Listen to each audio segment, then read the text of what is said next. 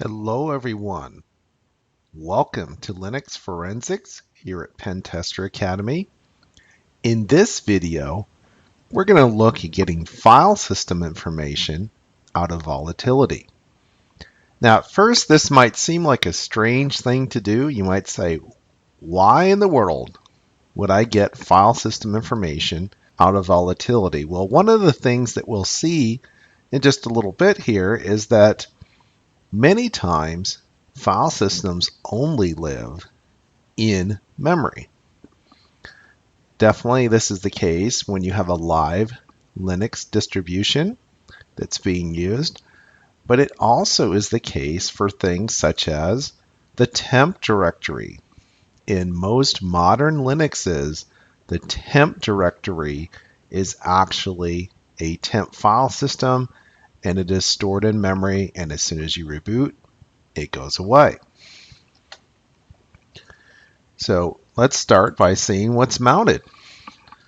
So again, we'll use our alias VPA,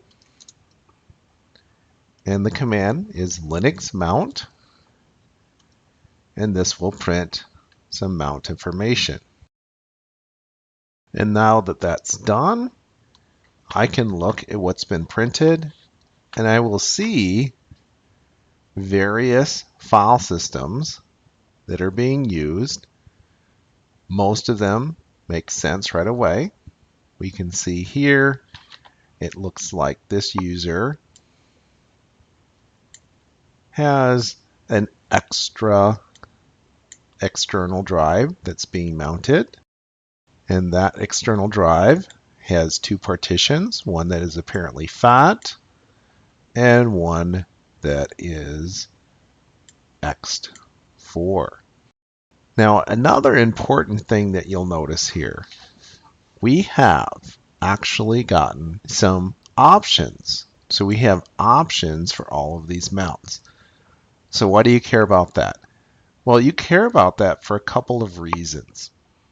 If someone is going to break into your system and do something bad, they might remount file systems or mount new file systems with different options, which, as we learned when we studied file systems a little bit earlier in this course, can really affect how these things are handled by the operating system.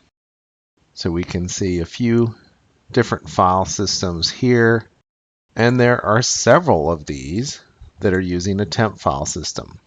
So we have this guy under run, C group under sys, etc. So that is the mount command. Another command that you might want to run that's related to file systems is the enumerate files command. So what does this do?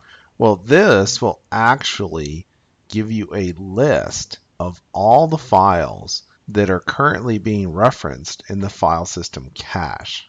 We'll use our alias linux enumerate files.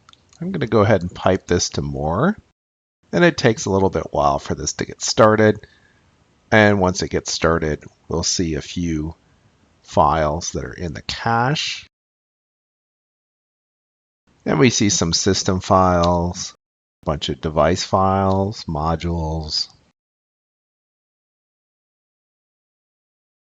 We also see some files from the John user. So here we can see that he has a few files cached. Some of these do look a little bit strange.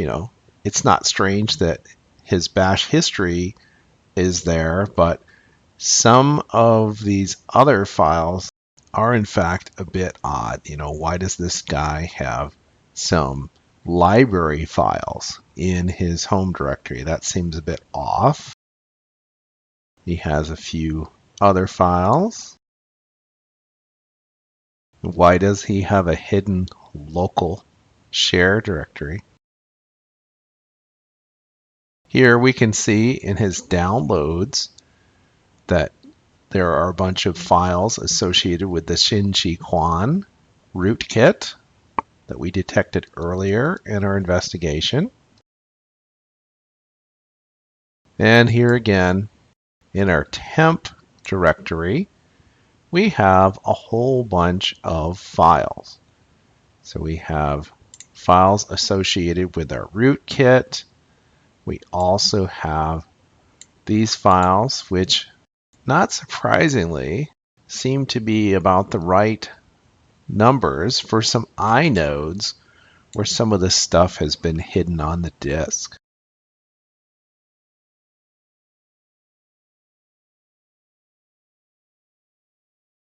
A bunch of devices, some proc files, some more sys files, this time for kernel stuff, some run files, and some more device files. So you can see that we have quite a few things that were stored in this cache. Now, of course, we just sort of paged through this. In a real investigation, you would probably want to send this to a file, and then you could use your fun tools such as grep in order to find something interesting. So those are a couple of simple things that you can do with file systems and volatility. Well, that's all for this video. As always, if you're enjoying these videos here at Pentester Academy, please tell a friend. We'll see you soon.